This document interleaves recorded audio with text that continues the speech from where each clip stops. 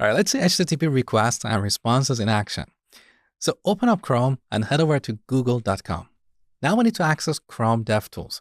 This is a very powerful tool used by front-end developers. So on the top, we go to View, Developer, Developer Tools. Now look at the shortcut. On Mac, it's Alt or Option, Command, and I. On Windows, it's obviously different, but remember the shortcut because it's much faster to access the DevTools via the keyboard. So here's the DevTools. The first time you see it, it might appear a bit intimidating, but trust me, it's much easier than you think. Throughout the course, you're going to learn more about the DevTools.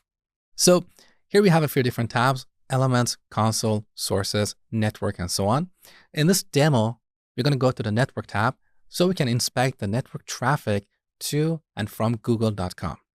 Now, by default, DevTools is docked to the bottom of the screen. We can dock it to the left, to the right, or undock it as a separate window. So over here, we can dock it to the left side. A lot of front-end developers like this layout. So they put DevTools on the left side and they have their website on the right side. Now in this demo, I'm going to undock it as a separate window so we have more space to work with. So let's undock it. Good. Now we need to refresh our website. As you can see over here, on Mac, we can press Command and R. On Windows, it's probably Control and R. Alternatively, we can go back to this window and press the refresh button. Now, back to the DevTools, look at all these items over here. These are the HTTP requests that are sent from our browser to google.com. As you can see, there are totally 45 requests, and here's the amount of data transferred over the network. So in this case, just over 94 kilobytes. Now look at the first item in this list. This is the first HTTP request that Chrome sent to google.com.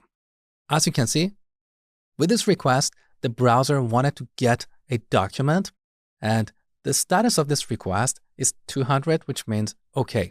Over here, you can see the amount of data transferred over the network for this request and the time it took to get the response. Now, if we click on this request, we can see more details about it. So here on the Headers tab, we can see all the headers of our request and response. So here are some general headers like request URL, request method, which is GET, status code, that is 200, we talked about it, remote address, this is the numeric representation of google.com. Now down below, we have response headers. There's so many headers here, you don't have to worry about them. But as an example, look at content type. We talked about this in the previous lesson. So the type of this response is text/HTML. Below that, we have the date and time of the response. Now, if we click on the preview tab, we can see a preview of the HTML document that is returned from the server. So this is the home page of Google. Now, in this HTML document, we have references to other resources like images, fonts, and so on. So all these subsequent requests are sent to download those resources.